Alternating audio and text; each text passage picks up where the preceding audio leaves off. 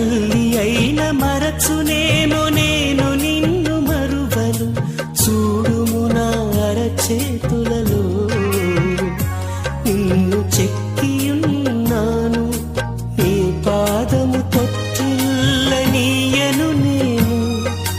నిన్ను కాపాడువాడు కునుకడు నిదురపోడు అని చెప్పి వాగ్దానం చేసిన యేసయ్యా తల్లిలా లాలించును.